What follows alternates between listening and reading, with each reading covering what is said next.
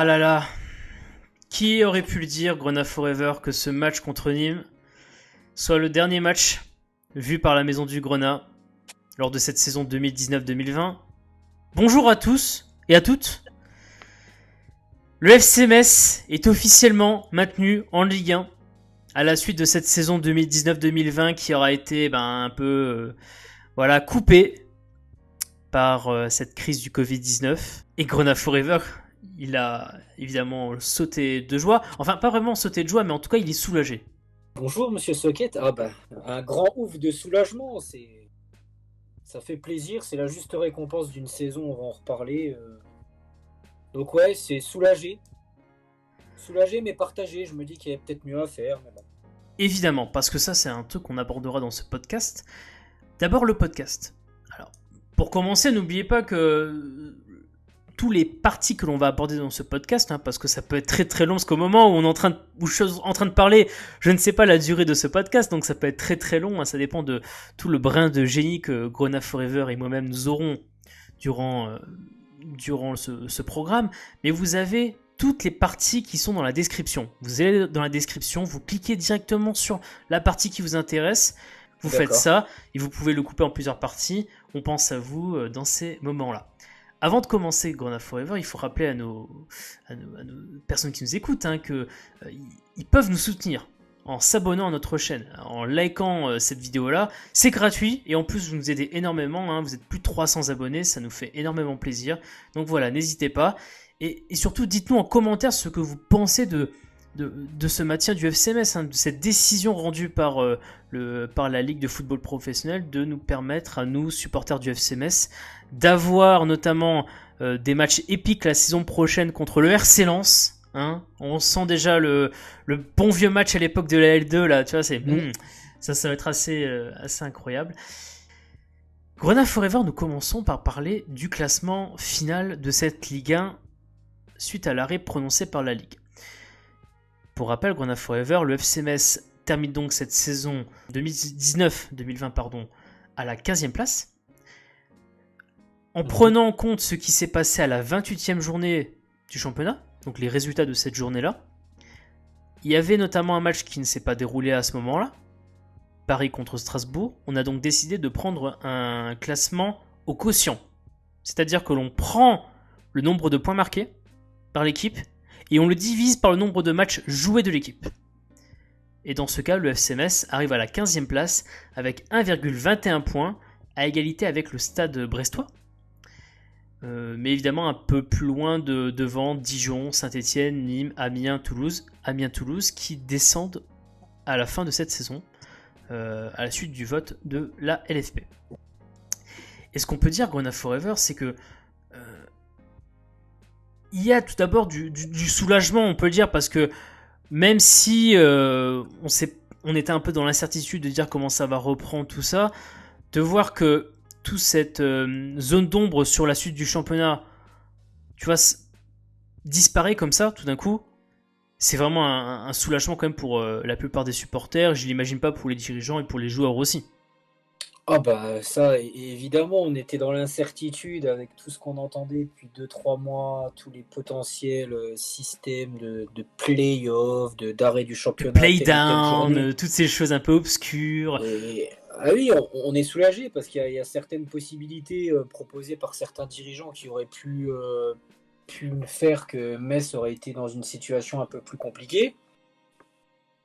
Donc le fait d'arrêter la saison à la 28e journée dans ce système de quotient fait que voilà, on est maintenu et on est extrêmement soulagé.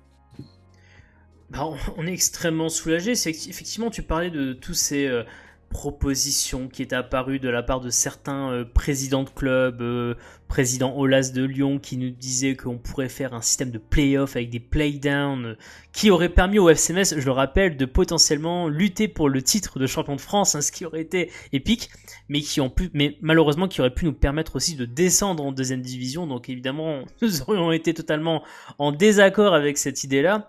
Le président Lopez de Lille avait parlé de faire des simulations basées sur des algorithmes pour prédire nos résultats jusqu'à la fin de la saison et comme ça donner un classement avec des matchs simulés, un peu obscurs, on va dire. venant de la part du président Gérard Lopez, un président de Lille. Mais comme je l'ai dit, Grenat Forever, il y a du soulagement parce que, enfin, toute l'incertitude est levée pour tout le monde, supporters, joueurs, dirigeants. Mais pour certains, j'ai pu notamment voir sur les réseaux sociaux, il y en a qui ne veulent pas trop sauter de joie parce que forcément, de se dire que le championnat s'arrête pour une cause, on va dire, de crise sanitaire qui est très très grave, hein, de nombreuses personnes ont été affectées par cette crise-là. L'autre aspect qui fait qu'on saute pas de joie, c'est l'idée de dire, ben oui, on s'est maintenu, mais la manière est quand même bizarre et tu vois, il n'y a pas la joie de se maintenir au bout de 38 journées, tu vois. Tu vois ce que je veux dire? C'est un peu... Oui, là, c'est une joie un peu... Voilà, on sait pas ça sert à rien de faire des plans sur la comète, on sait pas ce qui se serait passé. Bien sûr. On aurait préféré, oui, être maintenu en jouant les 10 derniers matchs, surtout qu'on était quand même dans une assez bonne passe, donc on sait pas ce qui se serait passé. Parce que comme tu l'as très bien dit une fois, on aurait pu penser que, imaginons la 13e, tu vois, 12e, 11e place, pourquoi pas la 10e place aurait été atteignable sur le rythme auquel on est actuellement, qui, je vous rappelle, est tout simplement l'un des top rythmes parmi les clubs de Ligue 1 depuis la reprise du championnat au mois de janvier. On est dans le haut de tableau si on prend que le mois de janvier, donc on est sur un rythme de feu. Et on aurait pu espérer peut-être mieux qu'une 15e place. Même si on soit une 15e place, on aurait signé. Et moi, j'avais dit en prédiction d'avant-saison que je pariais sur une 15e ou une 16e place. Toi, tu signais pour une 17e place. Évidemment que l'on signe pour une 17e place. Après, Bernard Serin avait dit, il avait dit on veut un maintien tranquille. Entre guillemets, son maintien, il l'aura eu tranquillement en étant 15e. Mais ceux qui ont vu ça, l'article où c'est dit comme quoi il dit ouais le maintien était tranquille. Et en gros, le plan s'est passé comme prévu, tu vois, genre un peu à la agence touriste, tu vois. Genre, j'aime quand ta plan se déroule sans accroc. C'est un peu ça, quoi. Et moi, je vois ça, je dis putain, c'est beau, quoi. Tu vois, le mec qui. Bon, après, voilà. La manière est pas totalement.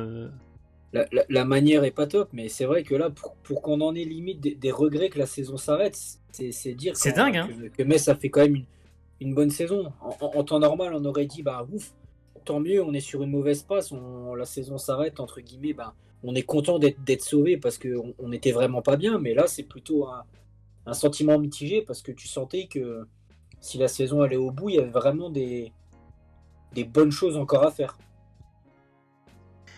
Deuxième partie Grenat Forever, c'était de se dire pourquoi est-ce qu'on en est arrivé là au final? Parce que là, on vous a un peu présenté l'information principale qui est le maintien, expliquer le classement du FC Metz, le fait que c'est un soulagement, pas forcément une joie. Mais là, la question c'est de se dire qu'est-ce qui fait qu'à un moment donné, tous les clubs se sont dit bah ouais, en fait il faut arrêter parce que là ça commence à devenir très très compliqué. Premièrement, Grenat Forever, c'est qu'on est d'accord sur l'aspect sanitaire. L'État avait un peu avait sifflé la fin de la danse, quoi.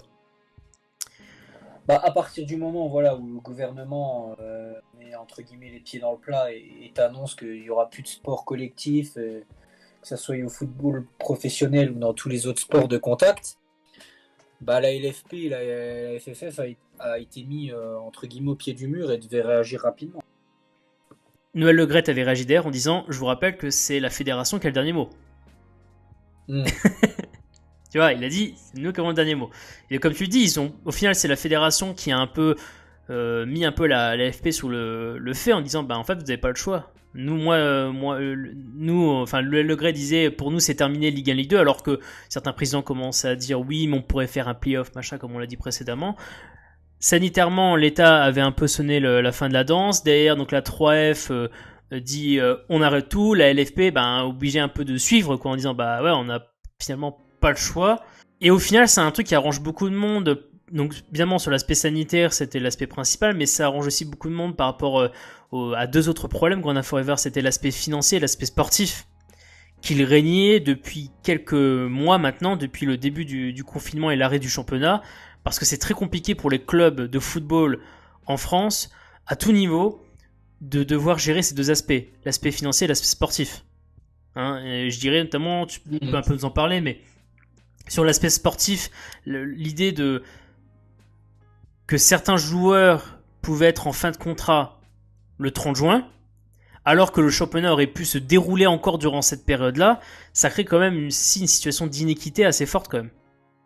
Bah, ça aurait pu, ouais, il y aurait eu certains imbroglios. Nous, on était concernés les premiers, on Bien aurait pu sûr. avoir certains joueurs et importants qui seraient retournés dans leur club d'origine et on n'aurait pas pu compter dessus. Donc, des clubs où il y a moins de joueurs prêtés ou en fin de contrat sont forcément avantagés par rapport à des clubs comme Metz, parce que c'est notre cas, où tu as des joueurs importants qui sont prêtés ou en fin de contrat qui auraient peut-être pas pu jouer la fin de saison. Donc forcément, il y aurait eu un souci vraiment d'inéquité sportive et ça aurait été un bordel sans nom à tous les niveaux. Bien sûr, et surtout que voilà, comme ça a été très bien dit, notamment par le président du Paris FC, parce que lui aussi a beaucoup de joueurs qui sont en fin de contrat prévu au 30 juin, disait si certains joueurs se sont engagés avec un autre club au-delà du 30 juin, ou si certains joueurs ne sont plus en phase avec le club, et on peut avoir un exemple parfait, hein, Renaud Coat par exemple au SMS, hein, quand on voit la situation actuelle, aurait pu très bien dire bah non, j'ai pas envie de signer un avenant pour jouer un mois de plus avec le FCMS.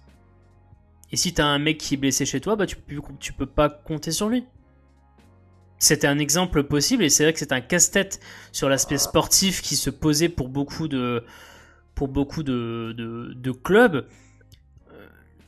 Je dirais aussi sur l'aspect sportif, dernier point, c'est de dire que on commençait à prévoir la reprise du championnat avec notamment un rythme de match très très très très très soutenu, avec notamment plusieurs risques de blessures qui allaient se passer parce que forcément avec tant de mois d'arrêt, il aurait fallu faire une nouvelle préparation d'avant-saison, enfin d'avant mi-saison entre guillemets, hein, puisque la saison aurait été la reprise aurait été très très courte, on va dire.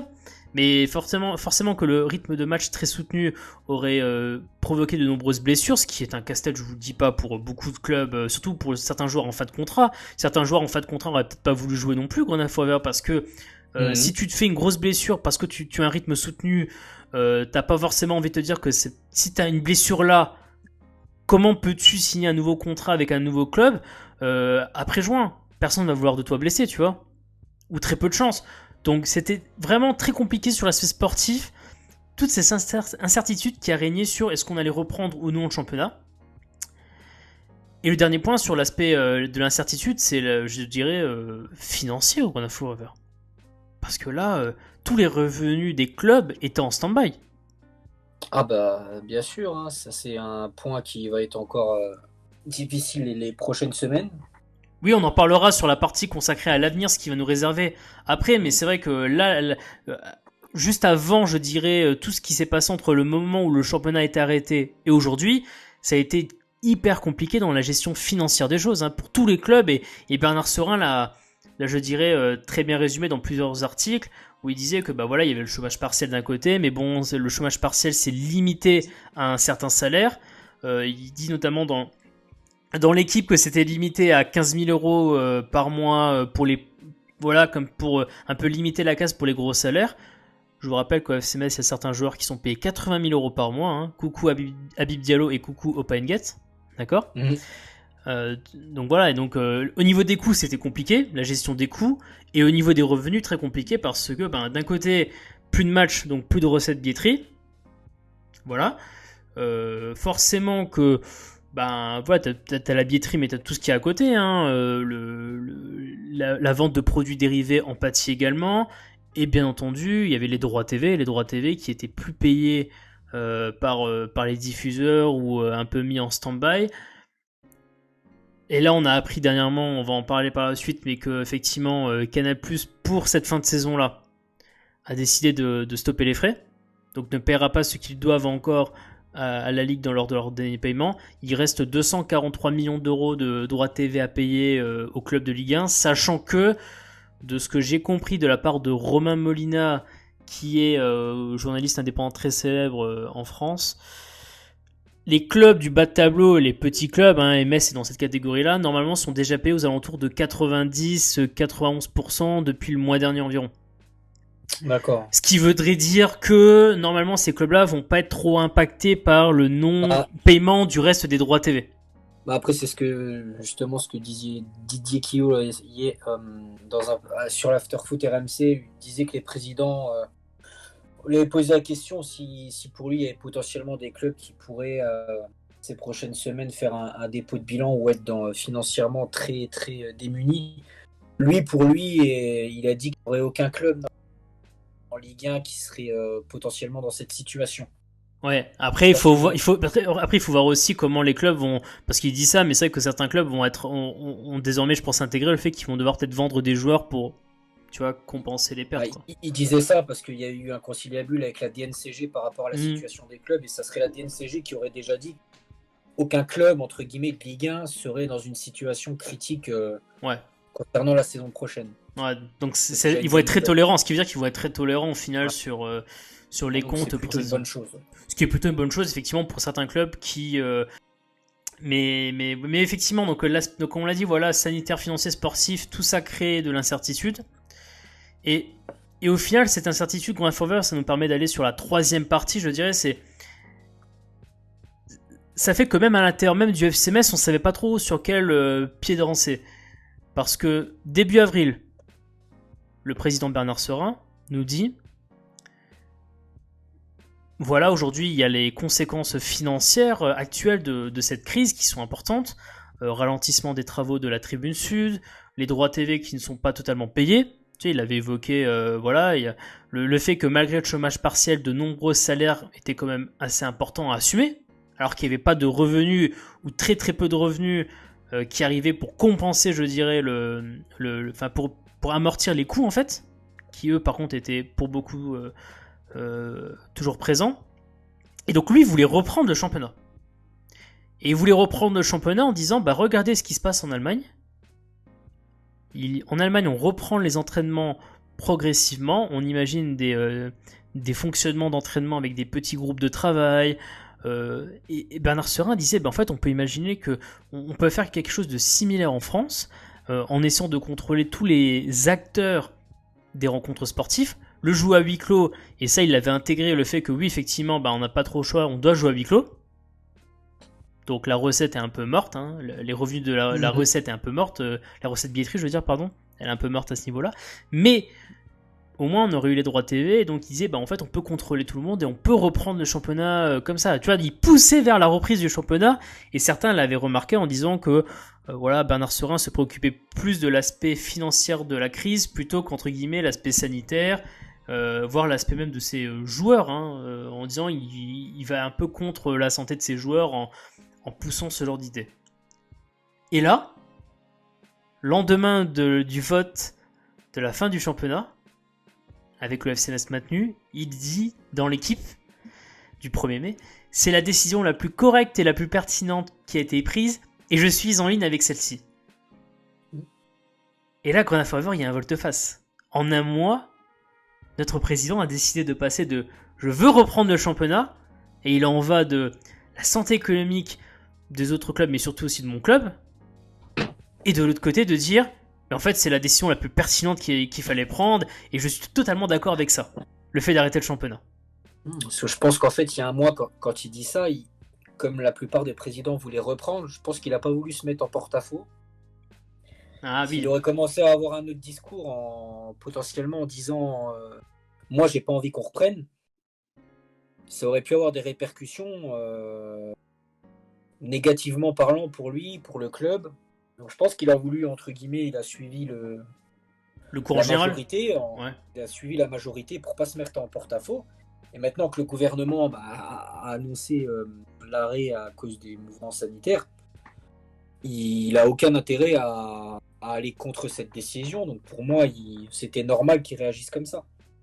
Bah après, sachant que le président de Brest, si je me souviens bien, lui avait d'entrée dit nous on souhaite pas reprendre, tu vois.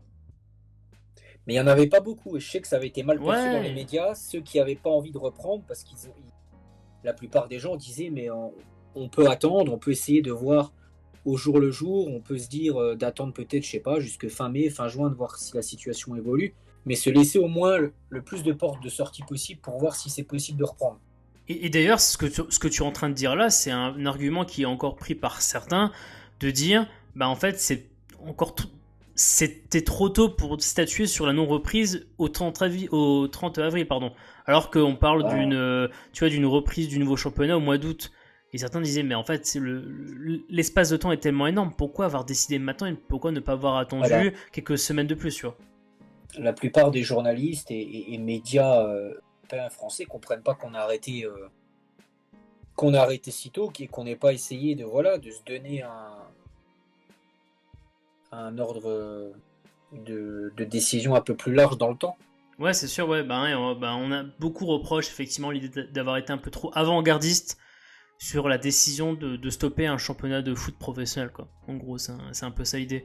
Mais c'est vrai qu'effectivement, Bernard Serin suit un peu le mouvement et au final, vous pourrez évidemment lire l'article, hein, puisqu'il est dans la description, le lien est dans la description si ça vous intéresse. Mais c'est vrai que lui, évidemment, je rappelle quand même, c'est un président de club de foot. Alors pour beaucoup, un club de foot, c'est sacré, voilà. Je rappelle aussi que c'est en même temps un président d'entreprise. Hein. Je rappelle que le FC Metz est aussi une entreprise. Il y a beaucoup de salariés. Et le fait qu'il ait un peu aussi une réflexion sur le fait que peut-être, si jamais l'incertitude dans laquelle on était allait persister, tu vois, de devoir garder un peu sous la main comme ça des employés en ne sachant pas si ça allait reprendre ou pas, ça a un coût et il voulait pas en arriver au point de se dire je suis obligé peut-être de renvoyer des personnes, tu vois, ce genre de choses, quoi. On peut le comprendre que sous l'aspect du chef d'entreprise, il est un peu au-dessus de tout le monde, je dirais, dans la vision des choses. Ce qui veut dire qu'il voit des choses que la plupart de nous, des communs des mortels, on voit pas parce qu'on est pour beaucoup on gère pas une entreprise. Pour beaucoup d'entre nous. Et il y a beaucoup de prérogatives qu'on ne maîtrise pas. Et lui, il les maîtrise. Tu vois. Et donc forcément, voilà, difficile à comprendre pour certains. Maintenant, voilà, je pense, comme tu dis, il s'est rangé, il avait une ligne directrice qu'il a essayé de suivre, il voit que la ligne directrice a bougé vers le fait d'arrêter le championnat et pas de le continuer, et il a tout simplement suivi cette ligne, quoi. Mais t'as raison. Quatrième et dernier point, pour terminer ce podcast, c'est l'avenir, Grenade Forever. Quel est l'avenir pour le FC Metz jusqu'au début de la saison 2020-2021 ? Tout d'abord, la reprise du championnat Grenade Forever. Parce que là, à l'heure actuelle, on ne sait pas aujourd'hui quelle sera la date prise par la Ligue pour la reprise du championnat. On sait juste qu'il y a une sorte de deadline maximale, c'est de dire on ne dépassera pas le 23 août pour démarrer le championnat. Ouais, c'est la date qui a été annoncée hier, ça serait le week-end du 22-23 août pour commencer. Ce qui permettrait potentiellement, c'est pour pouvoir permettre peut-être aux deux finales de coupe de se jouer à huis clos début août. Ouais, effectivement. Si le gouvernement le permet, et si les conditions sanitaires sont... Et si les personnes au sein de, notamment des assemblées, tu vois, LFP, également au niveau de la fédération, autorisent comment dire, ces coupes-là début août. Voilà, c'est pour ça. Alors après, à voir si les coupes ne peuvent pas se jouer, est-ce qu'on reprendra peut-être un peu plus tôt, mais à huis clos ? C'est ça. Mais le problème sera toujours le même. Si on ne peut pas jouer 2 matchs, on ne peut pas jouer une dizaine de matchs d'une première journée de Ligue 1, le problème sera le même. C'est ça, tout à fait. Donc après, il faudra voir. C'est le 22-23 août, c'est vraiment la date, entre guillemets, la plus optimiste si la situation sanitaire s'améliore. Oui. On n'est pas aussi à l'abri que mi-août, la situation n'est toujours pas améliorée et que le championnat commence plus tard et à huis clos. Hein. Bien sûr, et d'ailleurs, Bernard Serin, dans cette interview de l'équipe, le dit, lui souhaite que ça reprenne au mois de septembre. Bon, pas forcément, je dirais, l'aspect sanitaire, on va dire qu'il le prend en compte. Bon, voilà, certains vont dire qu'il le prend pas en compte parce que lui dit expressément que il envisage pas, lui, de reprendre le championnat sans public. Là aussi, pas pour les mêmes raisons. Certains supporters disent ouais, super, ils pensent à nous, ils veulent nous accueillir. Non, Bernard Serin, il dit aussi oui, mais moi, je peux pas vendre, comment dire, forcément des matchs à des supporters et financièrement, ça a un impact. Mais on parlera de l'aspect financier juste après. Maintenant, effectivement, c'est un problème parce que tu peux pas, quand tu as une équipe professionnelle, prévoir vraiment un programme de reprise avec un vrai programme de préparation tant que tu ne sais pas la date. Non, ça va dépendre. Voilà, ça va être des infos à prendre au jour le jour. On aura des infos déjà le 2 juin. Déjà, à partir de ce moment-là, Bernard Serin avisera en conséquence de ce qui sera dit le 2 juin. Mais d'ici là, il y a pas grand-chose à faire. Il y a des problèmes à gérer un peu plus. Mais sinon, pour l'instant, il est comme nous, il est dans l'expectative, je pense, Bernard Serin. Oui, il est dans l'expectative et en plus, voilà quoi, c'est l'un des problèmes à gérer, plus pour l'aspect, je dirais, équipe professionnelle, enfin pour le, tu vois, vraiment pour le groupe professionnel, c'est un aspect à gérer, mais c'est qu'il y a des choses qui vont au-delà du groupe professionnel. C'est notamment la question des effectifs aussi, à part la vie Ça, près. je pense que bien sûr. Donc voilà, donc notamment on va parler en large du mercato, parce qu'effectivement le mercato va aussi être quelque chose d'assez compliqué cet été, parce que vous avez, donc comme on l'a dit précédemment, les joueurs en fin de contrat, ça va être déjà quelque chose d'assez compliqué à gérer, notamment pour Monsieur John Boy. Hein. On avait parlé, je dirais, lors d'un précédent podcast que vous pouvez retrouver sur la chaîne. Il y a le cas des joueurs qui sont prêtés. Certains ont des options d'achat. Et puis après, il y a la question des joueurs qui peuvent être transférés en termes de vente, notamment, c'est un peu complexe. Habib Diallo, Habib Maïga. Va-t-on avoir, je dirais, ces joueurs-là partir, sachant que le mercato sera très très très calme à mon avis cet été. Beaucoup de clubs ont perdu de l'argent cet été quand même, donc vont pas faire des folies. Ça va moins bouger, bien sûr. Ça va moins bouger en termes de cash, si je veux dire, tu vois, ça va beaucoup moins bouger normalement. Hein, je dis bien normalement cet été. Donc on peut espérer que quelqu'un comme Habib Diallo ou même Maïga, c'est plus compliqué, mais on va pas aller dans le détail. Mais un mec comme Diallo peut peut-être rester au FC Metz. Ah, mais ça va moins bouger. Il y a beaucoup de clubs, je pense, qui avaient envie d'avoir l'euro, voir certains joueurs exploser et faire des offres C'est ça, t'as tout à à fait la raison. fin de l'euro. Là, sans euros, sans Jeux Olympiques, ça rabat toutes les cartes. Bien sûr. Et pour les petits clubs comme nous, bah forcément, nous, ça nous arrange. Enfin, ça nous arrange, lui non, ça dépend de comment tu es Oui, exposé financièrement. Et on va venir juste après sur la dernière partie, sur l'aspect financier notamment. Mais si tu es assez à découvert financièrement, tu vas peut-être vouloir tenter de brader tes joueurs. Et ça, c'est un risque à prendre aussi. Hein. Ça peut être totalement à l'inverse de ce que je dis en disant qu'il n'y aura pas beaucoup de transferts. Si certains clubs sont dans la mouise financièrement, certains vont peut-être brader leurs joueurs pour essayer un peu de sauver les clous, tu vois. Je pense notamment au club peut-être de Ligue 2, tu vois. Ah, bien sûr. Par exemple. Mais voilà, pour l'instant, c'est pas la priorité, on va dire, dans le mois qui vient, jusqu'à une potentielle ouverture du mercato. Ça va être ces joueurs qui sont en fin de contrat et ces joueurs prêtés. Je pense que c'est là Bien sûr, que Bernard Serin et Philippe Gaillot ils vont plancher sur ces sujets-là avant vraiment de rentrer dans le vif du sujet. oui, je dirais que l'autre sujet, on va venir pour terminer ce podcast, c'est qu'effectivement, il y a le mercato à gérer, mais il y a aussi l'aspect financier pour les mois à venir, parce que, évidemment, et c'est le dernier point, mais le championnat est donc arrêté.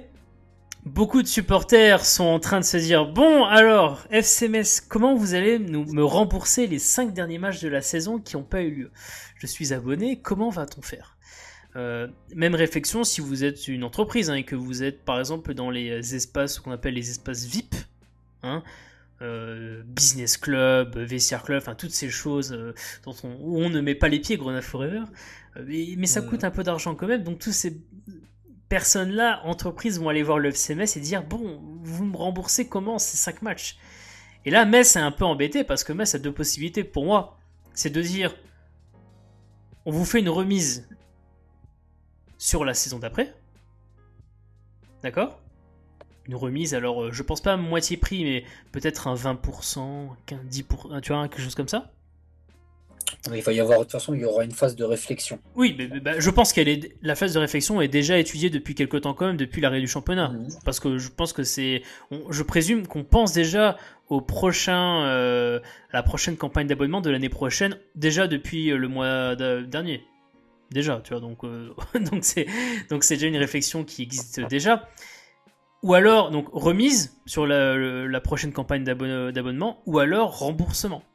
Mais je pense que le remboursement des 5 matchs qui n'ont pas été joués sera proposé pas tout de suite. Enfin, comment dire, ce sera pas la première solution qu'on va proposer à ceux qui ont les désabonnements, tu vois. D'abord, on va leur dire, ouais, bon, vous pouvez avoir une petite remise sur l'année prochaine, tu vois. Et après, on va leur dire, bon, vous voulez pas? Ok, on vous rembourse. Non, mais c'est beaucoup plus intéressant pour moi une remise sur la saison prochaine plutôt Par qu'un exemple, remboursement. bien sûr. Étant donné que pour moi, même si il y a 5 matchs qui ont sauté, pour le prix qu'on paye, même pas 10 € le match, c'est plus intéressant d'avoir une remise pour l'année prochaine plutôt qu'un remboursement de 5 matchs sur cette saison. Oui, surtout que En tout cas, c'est mon avis. tu as aussi dans ta réflexion ce que beaucoup ont en tête, c'est de dire j'ai pas envie de mettre aussi dans la panade le club que je supporte. Mhm. C'est-à-dire que c'était un dû que je devais payer pour une saison mon abonnement au FC Metz. Il y a les faits qui se passent actuellement qui affectent financièrement aussi mon club que je supporte. Je suis prêt à m'asseoir sur 5 matchs que je n'ai pas pu voir. Je suis prêt à m'asseoir sur ces 5 matchs et donc laisser le FC Metz me proposer cette remise pour l'année prochaine plutôt que d'aller toquer à leur porte et de dire remboursez-moi mes 5 matchs. Si je suis abonné, si je suis acheteur comment dire, d'un lot de 3 matchs et que l'un des 5 matchs, dans ces 5 matchs, il y a un de mes matchs que j'ai acheté, je peux comprendre que là, la réflexion n'est pas la même. Mais si t'es, Ah oui, ça dépend après, voilà. Mais certains abonnés peuvent avoir cette réflexion de dire je soutiens mon club, je laisse ces 5 matchs, donc j'accepte la remise. Voilà. Mais encore une fois, moralement, on peut pas condamner quelqu'un qui va voir le FCMS et dire aujourd'hui remboursez-moi mes 5 matchs.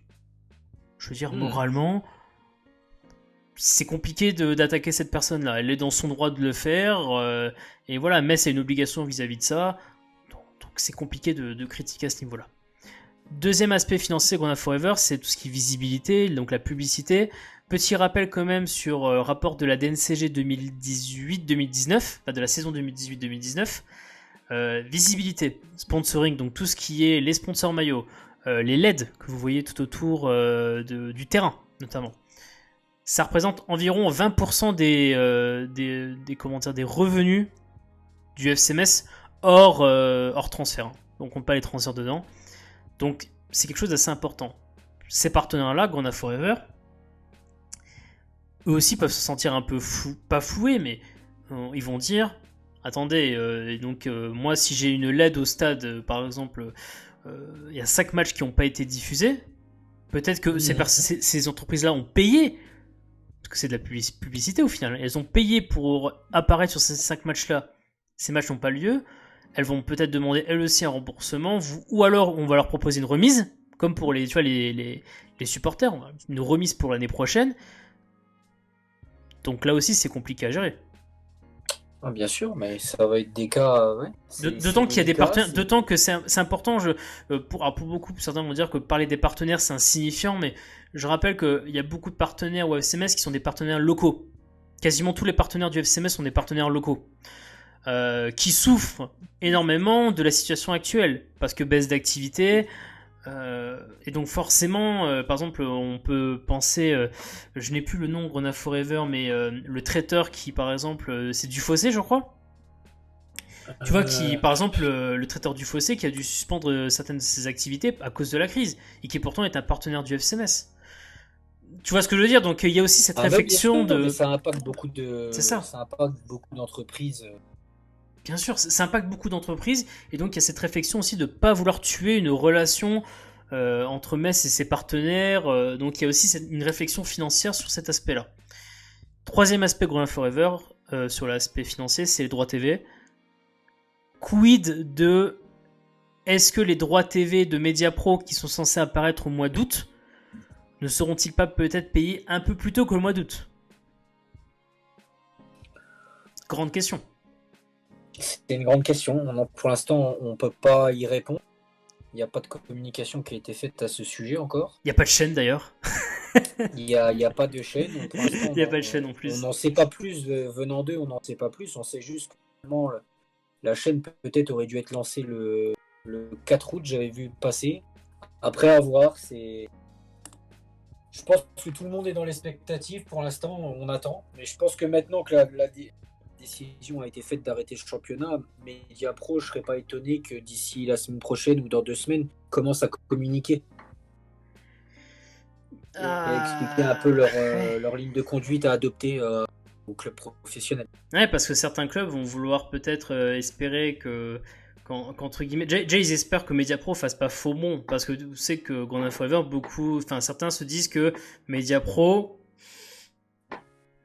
ils ont peur, hein, que Mediapro ne paye pas. Après leur patron, il y a 2 semaines, avait dit que de pas s'inquiéter, qu'il payerait dans tous les cas. Il l'a dit. J'avais vu, donc après voilà. Mais je pense que voilà, Mediapro attend un peu à communiquer. Je pense qu'ils attendent peut-être que beIN Sport règle un peu aussi la fin de saison avec la Ligue. Et à partir du moment où ça sera réglé et qu'on pourra passer à la saison prochaine, il va y avoir des déclarations qui vont être faites. Ouais, non, mais c'est clair. Mais c'est vrai que le contrat de Mediapro est un peu vu par certains clubs comme une sorte de bouée de sauvetage dans cet été 2020, en fait. Parce que vu que certains clubs vont être un peu, comme on l'a dit, dans la difficulté de vendre certains joueurs, parce que certains clubs aujourd'hui ont leur business model basé sur la vente de joueurs, hein, et sur notamment ce qu'on appelle le trading de joueurs, achat peu cher, vente plus cher. Et comme ça va être très affecté par un mercato qui sera un peu paralysé, comme on l'a dit juste avant, certains comptent un peu sur ces droits TV, et le FCMS va en faire partie, parce que, encore une fois, si jamais tu trouves pas un acquéreur à un bon prix, peut-être sur un Habib Diallo, et que tu dois le garder, peut-être que tu avais prévu peut-être de le vendre, tu vois, et donc tu pries entre guillemets pour que, tu vois, cet argent, et d'ailleurs ce que dit Bernard Serin dans l'interview dans l'équipe, où il espère justement que Mediapro va payer peut-être un peu plus tôt que la date prévue pour le commencement de ce nouveau contrat de droit TV, tu vois. Il l'espère lui aussi, ce qui prouve bien qu'il y a cette réflexion quand même ça peut un peu quand même nous soulager. C'est clairement... Vas-y. Non, je disais, on verra bien, parce que c'est une situation qui est un peu inhabituelle, donc à voir comment chacun va s'adapter. C'est une situation très inhabituelle et on va suivre ça avec grande attention, parce que là, les prochaines semaines, mois vont être très très intéressants pour l'avenir du football français, surtout pour le FCMS, hein. Là, ça va être surveillé avec grande attention. Grenade Forever, merci beaucoup d'avoir fait ce podcast avec moi. Donc n'oubliez pas évidemment de nous soutenir, comme j'ai dit au début de ce podcast, en vous abonnant à la chaîne. Un petit like sur la vidéo, ça nous aide et c'est gratuit. Donc n'hésitez pas. Évidemment, dites-nous en commentaire ce que vous avez pensé de cette saison du FCMS, voilà, de cette fin de saison du FCMS avec ce maintien qui remplit de joie, je pense, certains supporters, de soulagement certains autres supporters, mais voilà, ça nous fait un peu du bien entre guillemets dans cette situation un peu compliquée d'avoir une bonne nouvelle à dire pour le FCMS. On va vous laisser, prenez soin de vos proches, hein. Restez confinés jusqu'au moment où ça sera levé, parce que beaucoup d'incertitudes à ce niveau-là aussi, y compris pour nous. Et on vous dit à la prochaine, hein. N'hésitez pas à voir, il y a d'autres vidéos sur la chaîne, hein. Profitez, amusez-vous bien. Et surtout, allez le FCMS.